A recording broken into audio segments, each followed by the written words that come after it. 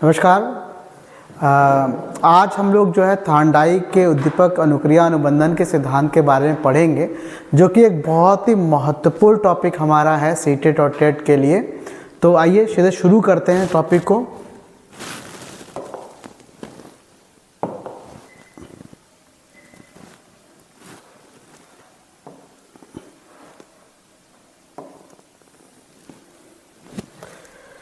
चलिए, सबसे पहले देखिएगा, ये जो तस्वीर आपको यहाँ पे नज़र आ रही है, ये हमारे थांडाइक साहब की तस्वीर है, जिन्होंने बहुत सारे काम किया। इनकी एक बहुत प्रसिद्ध पुस्तक है जिसका नाम है एनिमल इंटेलिजेंस, और एनिमल इंटेलिजेंस पुस्तक में ही इन्होंने अपने सिद्धांत के बारे में विस्तार से वर्णन किया हुआ है। ठीक है, तो थांडाइक के बारे में जानने से पहले हमें ये समझना होगा कि थांडाइक ने सीखने के कुछ नियम भी दिए हैं। इनके सीखने की प्रक्रिया में तीन लोगों का तीन ऐसे हमारे फैक्टर्स हैं जिनका इम्पोर्टेंस इनके सिद्धांत में है। पहला, उद्दीपक। देखिएगा, उद्दीपक। ठीक है, तो अगर हमें समझना उद्दीपक क्या है, उद्दीपक दरअसल एक ऐसा वातावरणीय घटक होता है, ठीक है, जो प्राणी को सक्रिय कर देता है। क्या कर देता है? सक्रिय कर देता है, या प्राणी के अंदर तनाव उत्पन्न कर देता है, जिसकी वजह से प्राणी सक्रिय हो जाता है।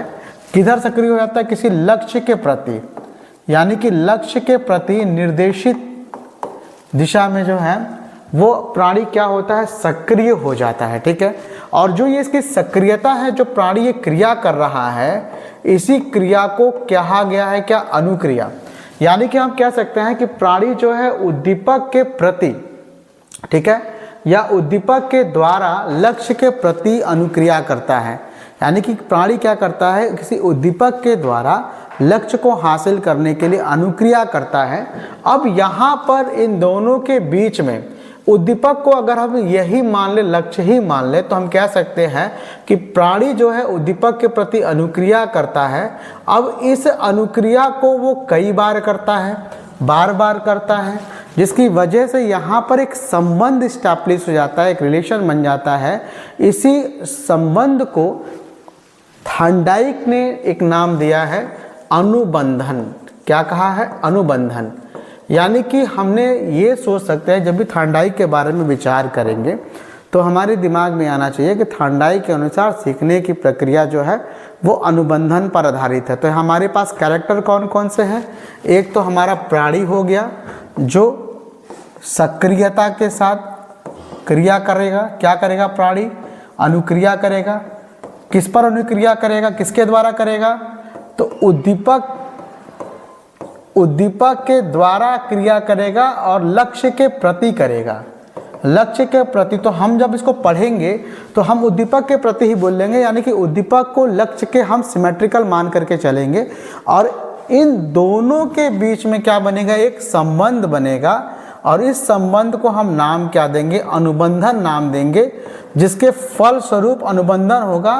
तो ये क्या होगा? अधिगम होगा। अब यहाँ पे समझना है साथियों कि ये अनुबंधन जितना ही प्रभावी होगा या मजबूत होगा, अधिगम उतना ही क्या होगा? प्रभावी होगा। तो होगा क्या? फिर से एक बार समझ लीजिए, प्राणी क्या करेगा?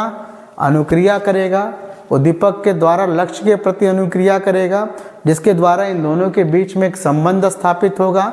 थांडाइक के अनुसार इस संबंध को अनुबंधन कहा जाएगा, और यह संबंध जितना ही मजबूत होगा उसका अधिगम प्रक्रिया उतना ही प्रभावी होगा। अब इस चीज़ को समझाने के लिए थांडाइक ने कुछ नियम दिए हैं, और इन नियमों को दो भागों में बांटा गया है। ठीक है, इसको समझते हैं। इन नियमों को हमने दो भागों में बांटा गया है थांडाइक ने। एक, थांडाइक के सीखने के मुख्य नियम। थांडाइक ने सीखने के मुख्य नियम, और इनकी संख्या 3 होती है। तो परीक्षा में पूछा जाता है कि थांडाइक के सीखने के मुख्य नियम कितने हैं। तो याद रखना, थांडाइक के सीखने के मुख्य नियम कितने हैं? 3 हैं। ठीक है, और थांडाइक के सीखने के गौण नियम, या इसी को हम कह सकते हैं सहयोगी नियम। याद रखिएगा, गौण नियम को ही हम नाम दे सकते हैं सहयोगी नियम। सहयोगी नियम कितने होते हैं? तो इनकी संख्या 5 होती है। तो हम इसको याद करेंगे इनके नामों को याद करेंगे और इसके स्पष्टीकरण को, व्याख्या को भी समझने का प्रयास करेंगे। ठीक है, तो आइए चलते हैं। चलिए सबसे पहले देते हैं थांडाई के सीखने के मुख्य नियम। तो याद रखना है कि थांडाई के सीखने के मुख्य नियम कितने हैं? 3 हैं।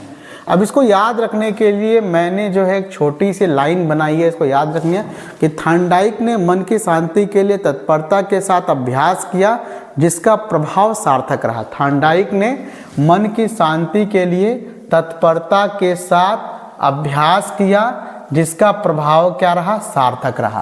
तो इसमें थांडाइक के तीनों जो मुख्य नियम है उसके नाम इसमें आ जाते हैं। पहला आप बोल सकते हैं, पहला नियम क्या है इनका? तत्परता का नियम। दूसरा क्या है? अभ्यास का नियम। तीसरा क्या है? प्रभाव का नियम। तो थांडाइक के सीखने के 3 नियम आपको याद कर लेना है। पहला है आपका तत्परता का नियम, दूसरा है अभ्यास का नियम और तीसरा क्या है? प्रभाव का नियम। अब इसको हम अनुबंधन के आधार पर समझने का प्रयास करते हैं। देखिए ध्यान से, मान लीजिए साथियों कि ये एक प्राणी है, ठीक है, और ये प्राणी क्या करता है? किसी उद्दीपक के द्वारा लक्ष्य के प्रति क्या कर रहा है? अनुक्रिया कर रहा है, यानी क्रिया कर रहा है। लक्ष्य को हासिल करने के लिए कुछ प्रयास कर रहा है। अब इसके बीच में क्या बनेगा? जब ये प्रयास करेगा तो इसके बीच में क्या बनेगा? संबंध बनेगा। और हमको पता है कि इस संबंध को हम नाम क्या दिया है, यानी थांडाइक ने नाम क्या दिया है? अनुबंधन। तो ये अनुबंधन जितना मजबूत होगा अधिगम उतना ही क्या होगा? प्रभावी होगा। अब थांडाइक के सीखने के नियम के द्वारा इसको हम सेट करने की कोशिश करेंगे। पहला, तत्परता का नियम, तैयारी का नियम, प्रेरणा का नियम या मानसिक तैयारी का नियम। देखिएगा, तत्परता का नियम, इसी को तैयारी का नियम भी कहा जाता है, प्रेरणा का नियम भी कहा जाता है, मानसिक तैयारी का नियम भी कहा जाता है। अब इसको इस फिलॉसफी के साथ जोड़ने का प्रयास करिए। अगर कोई प्राणी है, ध्यान से समझिएगा, अगर कोई प्राणी है वो सीखने के लिए यानी लक्ष्य को प्राप्त करने के लिए क्या है? तैयार है। क्या है? तैयार है, मानसिक रूप से तैयार है, प्रेरित है, वो लक्ष्य को हासिल करना चाहता है, तो वो करेगा क्या? अनुक्रिया अच्छे से करेगा। अनुक्रिया अच्छे से करेगा, यानी कि जो संबंध होगा वो संबंध क्या होगा? मजबूत होगा। संबंध मजबूत होगा, यानी कि संबंध का मतलब अनुबंधन क्या होगा? मजबूत होगा। और इस पूरे प्रक्रिया के दौरान जो अधिगम हमारा होगा वो क्या बन जाएगा? प्रभावी बन जाएगा।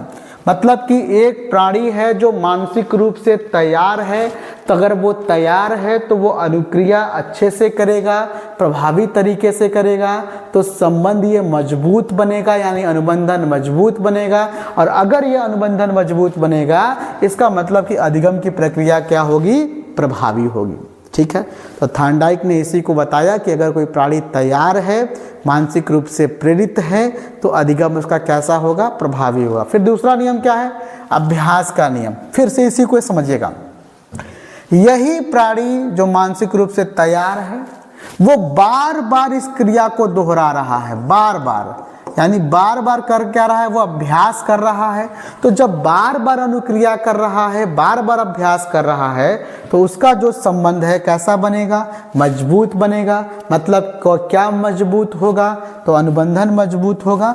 और जब अगर उसका अनुबंधन मजबूत होगा तो उसका अधिगम कैसा होगा? प्रभावी होगा। फिर देखिएगा ध्यान से, तीसरा, प्रभाव का नियम या संतोष असंतोष का नियम या परिणाम का नियम। प्रभाव के नियम को संतोष असंतोष का नियम भी कहा जाता है या परिणाम का नियम भी कहा जाता है। अब मैं आपको एक बात बता रहा हूँ, अगर मान लीजिए कोई व्यक्ति जो है किसी परीक्षा को बार बार दे रहा है और बार बार असफल हो जा रहा है, तो होगा क्या? संवेगों का प्रभाव उस पर होगा और वहाँ पर जो संज्ञान होगा उसका प्रभावित नजर आएगा, क्योंकि संवेग उसको ये इस बात का विश्वास दिलाएगा कि तुम इस परीक्षा को पास नहीं कर पाओगे। ठीक है, तो इस नाते दोनों एक दूसरे से जुड़े होते हैं। और इस नाते संतोष असंतोष, अगर कोई व्यक्ति प्रयास कर रहा है और प्रयास करने के दौरान उसको अगर सफलता मिल रही है तो उसको संतोष होगा, और जब उसको संतोष होगा तो वो बार बार बार बार प्रयास करेगा, और जितनी बार प्रयास करेगा उसका अनुबंधन क्या होगा, मजबूत होगा, और प्राणी का अधिगम क्या होगा, प्रभावी होगा।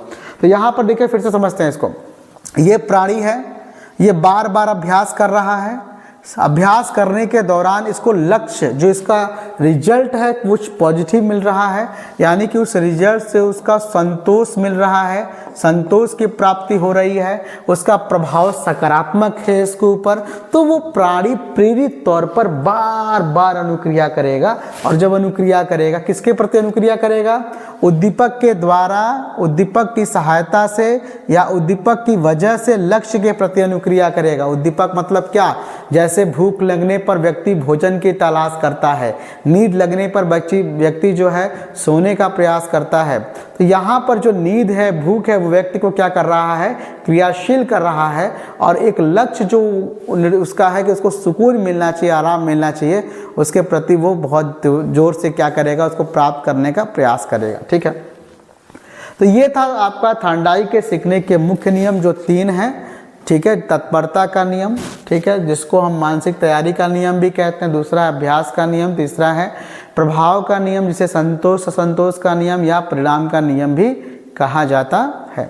आइए आगे बढ़ते हैं। फिर देखिएगा नेक्स्ट हमारा है थांडाई के सीखने के गौण नियम। ठीक है, तो याद रखना है, क्वेश्चन में अगर आता है कि थांडाई के सीखने के गौण नियम कितने होते हैं, तो याद रखना है 5 होते हैं। इसके लिए भी एक लाइन मैंने बनाया है कि थांडाइक ने मानसिक साहचर्य की आंशिक क्रिया पर बहु प्रतिक्रिया करके समानता पर बल दिया। थांडाइक ने मानसिक साहचर्य, तो यहाँ पे देखिएगा मानसिक स्थिति का नियम, साहचर्य का नियम, आंशिक क्रिया का नियम, बहु प्रतिक्रिया का नियम और समानता का नियम। तो ये 5 नियम हमारे हैं। पहला है मानसिक स्थिति का नियम, ठीक है, दूसरा साहचर्य का नियम, और तीसरा है आंशिक क्रिया का नियम, चौथा है बहु प्रतिक्रिया का नियम, और 5वां है समानता का नियम। ठीक है, तो इसको सारा उसी तरह से हम समझने का प्रयास करते हैं। देखिएगा, मान लीजिए एक प्राणी है, यह प्राणी क्या कर रहा है, उद्दीपक के द्वारा किसी लक्ष्य को प्राप्त करने के लिए, या उद्दीपक के द्वारा या उद्दीपक के प्रति आप बोल सकते हैं। मैंने कहा कि दोनों को आप सिमेट्रिकल मान लीजिए। प्राणी क्या कर रहा है, लक्ष्य को प्राप्त करने के लिए अनुक्रिया कर रहा है। अब इसको समझिएगा। मानसिक स्थिति का नियम, मानसिक स्थिति का नियम कि अगर किसी व्यक्ति का दृष्टिकोण सकारात्मक है, उसको लगता है कि वो उस लक्ष्य को हासिल कर पाएगा, तो अगर उसको लगता है कि उस लक्ष्य को हासिल कर पाएगा, तो वो अनुक्रिया प्रभावी तरीके से करेगा। अनुक्रिया प्रभावी तरीके से करेगा, इसका मतलब कि उसका जो अनुबंधन होगा, वो अनुबंधन कैसा होगा, मजबूत होगा, और अनुबंधन अगर मजबूत होगा तो अधिगम कैसा होगा, उसका प्रभावी होगा। ठीक है, दूसरा, अब यहाँ पे एक बात और समझता है कि प्राणी जब कभी अनुक्रिया करता है तो इसमें ऐसा भी होता है कि अनुक्रिया करने के लिए, वो लक्ष्य को हासिल करने के लिए कुछ सहायता लेता है। जैसे प्राणी अनुक्रिया विषय वस्तु के प्रति करता है, जैसे कि लक्ष्य को प्राप्त करने के लिए प्राणी जो है कुछ किताब पढ़ रहा है, कुछ कंटेंट पढ़ रहा है, समझ में आ रहा है, तो उस जिस विषय वस्तु का इस्तेमाल करके प्राणी अनुक्रिया कर रहा है।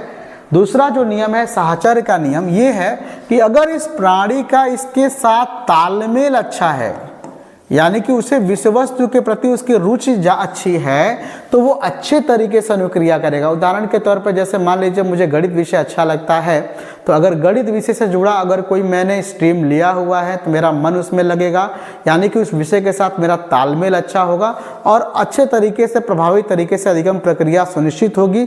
मैं बार बार उसको पढ़ने का प्रयास करूंगा, जिसकी वजह से मेरा अनुबंधन क्या होगा, मजबूत होगा, और अगर अनुबंधन मजबूत होगा तो मेरा अधिगम क्या हो जाएगा, प्रभावी हो जाएगा। यानी कि साहचर्य का मतलब कि विषय वस्तु जिसकी सहायता से हम अनुक्रिया कर रहे हैं, उसके साथ हमारा तालमेल कैसा होना चाहिए, अच्छा होगा, तो अधिगम कैसा होगा, प्रभावी होगा। आंशिक क्रिया का नियम, देखिए ध्यान से, आंशिक क्रिया का नियम का मतलब कि जब प्राणी जो है एक ही बार में लक्ष्य को हासिल ना करके छोटे छोटे खंडों में लक्ष्य को हासिल करता है, तो हमारा जो दृष्टिकोण रहता है वो सकारात्मक रहता है। सॉरी, तो दृष्टिकोण जो रहता है वो सकारात्मक रहता है और आंशिक क्रिया के फलस्वरूप जो हम क्रिया करते हैं वो प्रभावी रूप से नजर आता है, और इसकी वजह से प्राणी का जो अधिगम होता है वो कैसा होता है, प्रभावी रहता है, अनुबंधन क्या होता है, मजबूत होता है। फिर बहुप्रतिक्रिया का नियम। बहुप्रतिक्रिया का नियम का मतलब कि प्राणी किसी भी एक लक्ष्य को हासिल करने के लिए अनेक क्रियाएं करता है, कई तरह की क्रियाएं करता है, जिसकी वजह से नीरसता नहीं आती है, तटस्थता नहीं आती है और प्राणी का मन लगा रहता है, जिसकी वजह से जो अनुबंधन होता है वो प्रभावी होगा और अधिगम जो होगा, अनुबंधन जो होगा वो मजबूत होगा और अधिगम कैसा होगा, प्रभावी होगा। फिर है समानता या सदृशता का नियम। ये थोड़ा इंपॉर्टेंट है।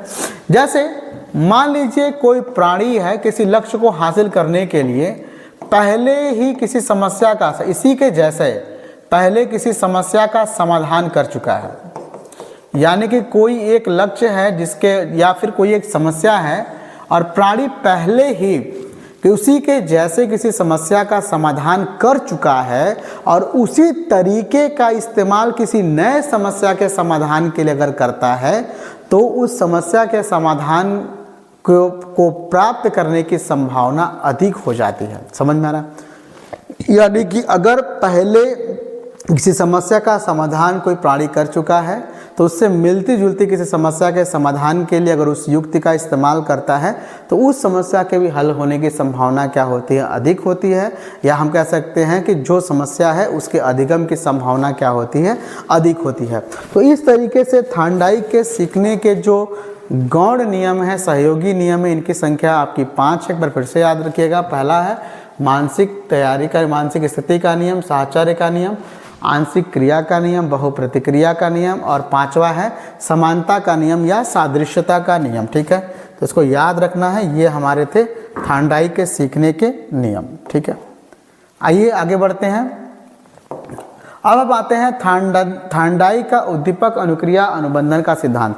मैंने आपको बताया कि ये कुल मिला जुला करके एक प्राणी की बात करेंगे हम यहाँ पर, और यह प्राणी क्या करेगा, किसी उद्दीपक के प्रति अनुक्रिया करेगा और इस अनुक्रिया के दौरान इन दोनों के बीच में जो संबंध बनेगा, ठीक है, इस संबंध का के प्रभावी भी या मजबूत होने के आधार पर अधिगम की प्रक्रिया हमारी संपादित हो जाएगी। तो देखिएगा, उद्दीपक अनुक्रिया अनुबंधन सिद्धांत के प्रतिपादक थे एडवर्ड एल थॉर्नडाइक, जो एक अमेरिकी पशु मनोवैज्ञानिक थे। याद रखिएगा, अमेरिकी पशु वैज्ञानिक थे। इन्हें संयोजनवाद का जनक भी कहा जाता है। तो एक फैक्ट याद रखना है कि संयोजनवाद का जनक किस मनोवैज्ञानिक को कहा जाता है, तो एडवर्ड एल थॉर्नडाइक को संयोजनवाद का जनक या संबंधवाद का जनक कहा जाता है। ठीक है, इनकी पुस्तक का नाम क्या है, एनिमल इंटेलिजेंस। याद रखना है। इनके सिद्धांत को संबंधवाद या संयोजनवाद कहा जाता है। इनके सिद्धांत को प्रयास एवं त्रुटि का सिद्धांत, बॉन्डिंग थियोरी या एसआर थ्योरी भी कहा जाता है। ठीक है, यह भी याद रखना है। एसआर, एस फॉर स्टिमुलस और आर फॉर क्या हो गया आपका, रेस्पॉन्स। ठीक है, S for stimulus and R for response, that's why it is called SR theory. तो यहाँ पर फिर देखिएगा, इनके अनुसार सीखने की प्रक्रिया उद्दीपक अनुक्रिया के बीच में अनुबंधन का परिणाम है। दोनों के बीच में स्थापित संबंध के ऊपर निर्भर करता है। अगर यह संबंध मजबूत बन रहा है तो अनुबंधन मजबूत होगा और यानी अधिगम क्या होगा, प्रभावी होगा। फिर देखिएगा, ये क्वेश्चन पूछा गया था, इनके अनुसार उद्दीपक अनुक्रिया के बीच का संबंध स्नायु तंत्र को प्रभावित करता है, स्नायु तंत्र। ठीक है, इनके अनुसार अधिगम मानव मस्तिष्क द्वारा की जाने वाली एक प्रक्रिया। याद रखिएगा, ये क्वेश्चन पूछा जा सकता है कि थॉर्नडाइक के अनुसार अधिगम क्या है। थॉर्नडाइक के अनुसार अधिगम मानव मस्तिष्क द्वारा की जाने वाली एक प्रक्रिया है। इन्होंने किस पर अपना प्रयोग किया, तो कुत्ते पर प्रयोग किया है, बिल्ली पर किया है, बंदर पर किया है, मुर्गी पर। ये प्रमुख जानवर थे जिनका इन्होंने अपने प्रयोग में इस्तेमाल किया है। ठीक है, आगे देखते हैं।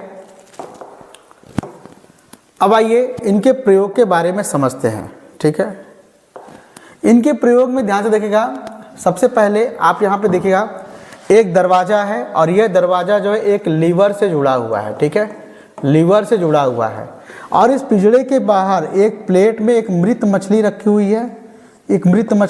है, यानी कि यहाँ पर आप कह सकते हैं कि ये प्राणी का जो ये बिल्ली जो है, ये बिल्ली क्या है, भूखी है। क्या है, बिल्ली भूखी है। यानी कि यहाँ पर उद्दीपक का जो काम कर रहा है, ठीक है, उद्दीपक का जो काम कर रहा है वो भूख काम कर रहा है, यह प्राणी को सक्रिय कर रहा है। और प्राणी जैसे ही प्रयोग में आप देखिए ध्यान से, यहाँ पर जो ये बिल्ली है, ये पिंजड़े के बाहर यहाँ पर मछली है, 1 मिनट, यहाँ पर मछली है, ठीक। बिल्ली जब इस मछली को देखती है, इसको भूख लगी हुई है, तो वो पंजा मारती है और गलती से उसका पंजा जो है इस लीवर पे पड़ता है और ये दरवाज़ा क्या होता है, खुल जाता है। बिल्ली आती है, मछली को खाती है, ठीक है। फिर बिल्ली को भूखा रखा जाता है, फिर से इस क्रिया को दोहराया जाता है। इस बार फिर से बिल्ली जो है उछल कूद मचाती है, गलती से उसका पंजा इस लीवर पे पड़ता है, दरवाज़ा खुलता है, बिल्ली आती है, मछली को प्राप्त करती है। यही प्रक्रिया जब कई बार दोहराया जाता है तो बिल्ली को, अब पहले तो बिल्ली को पता नहीं चलता है कि एक्चुअल में ये लीवर खुल कैसे रहा है, ठीक है। वो हर बार उछलती कूदती है और उसका गलती से उसका पैर जो है इस लीवर पे पड़ता है, दरवाज़ा खुलता है और वो आकर के मछली प्राप्त कर लेती है, ठीक है। धीरे धीरे उसका ये टाइम कम होता जाता है और लास्ट में वो समझ जाती है कि लीवर ही एक ऐसा कारक है यहाँ पर कि जिसको दबाने से ये दरवाज़ा खुल जाएगा। और वो लीवर को कुछ समय के बाद जब 50 बार 100 बार इस क्रिया को दोहराया जाता है तो जैसे ही बिल्ली को बंद करते हैं वो तुरंत लीवर। आइए इस सिद्धांत को थोड़ा सा और समझने का प्रयास करते हैं। देखिए आप, थार्नडाइक के सिद्धांत के प्रमुख चरण कौन कौन से हैं इसको जरा हम देख लेते हैं। पहला चालक, ठीक है। चालक यहाँ पर क्या है, भूख है जो प्राणी को गतिमान करता है, यह उद्दीपक कम कह सकते हैं। लक्ष्य क्या है, भोजन, जो मृत मछली बाहर रखा गया है। इस भोजन को प्राप्त करने में अवरोध क्या है, तो अवरोध है लोहे की सलाखें। अनियमित अनुक्रिया, प्राणी, चूंकि बिल्ली जो है शुरू में उछल कूद मचाती है, उसे पता नहीं है कि हमें भोजन को प्राप्त कैसे करना है, वो बार बार लोहे की सलाखों पर क्या करता है, पंजा मारता है। संयोजन में सफलता, इस दौरान गलती से उसका पैर लीवर में पड़ता है और वो जो है दरवाज़ा खुल जाता है। दृढ़ीकरण क्या है कि 100-150 बार ये जब क्रिया करती है तो बिल्ली जो है पिंजरे से बाहर, लीवर को दबा करके पिंजरे से बाहर आना सीख लेती है और भोजन को प्राप्त करना सीख लेती है, ठीक है। फिर देखिए ध्यान से, प्रयोग से निष्कर्ष क्या है कि उद्दीपक के प्रति सही अनुक्रिया के साथ संबंध का प्रत्यक्ष निर्माण कर बिल्ली पिंजरे से बाहर निकलना क्या करती है, सीख लेती है, ठीक है। यानी कि उद्दीपक के प्रति सही अनुक्रिया के साथ संबंध का प्रत्यक्ष निर्माण करके बिल्ली पिंजरे से बाहर निकलना क्या करती है, सीख लेती है। फिर आगे देखते हैं, नेक्स्ट लास्ट है, थार्नडाइक के सिद्धांत की प्रमुख बातें क्या है कि अभ्यास में प्रयास एवं त्रुटि समाहित है। अधिगम अनुबंधन का परिणाम होता है, जो मैंने बताया आपको। अधिगम में क्या लगता है, समय लगता है। कितने भी व्यवहारवादी सिद्धांत हैं, इन सभी प्रक्रिया में सीखने में समय लगता है। 100-150 बार जब क्रिया को दोहराया गया तो बिल्ली सही तरीके से अनुक्रिया करना सीख लेती है। अधिगम संज्ञान पर आधारित नहीं होता है, अधिगम जो है प्रयास पर आधारित होता है। अधिगम प्रत्यक्ष होता है, यानी कि चूंकि भोजन वहाँ पर सामने उपस्थित रहती है, जिसकी वजह से बिल्ली जो है सक्रिय रहती है और इस नाते जो वो बार बार अनुक्रिया करके उस भोजन को प्राप्त करना सीखती है। इस सिद्धांत का शैक्षिक उपादेयता क्या है कि सिद्धांत के अनुसार शिक्षण अधिगम प्रक्रिया में अगर अधिगम का प्रभाव सकारात्मक है, उसमें पुनरावृत्ति सम्मिलित है और बालक को यदि संतोष की प्राप्ति हो रही है तो अधिगम की प्रक्रिया क्या है, सकारात्मक होगा।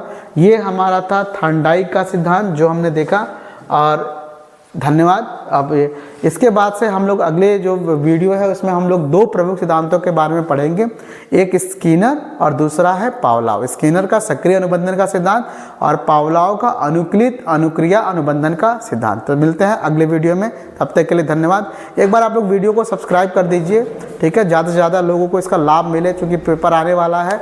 अगले वीडियो में आपको एक लास्ट ईयर का एक सॉल्व पेपर भी हम लोग सॉल्व कराएंगे, तो उसको आप लोग देखिएगा। धन्यवाद।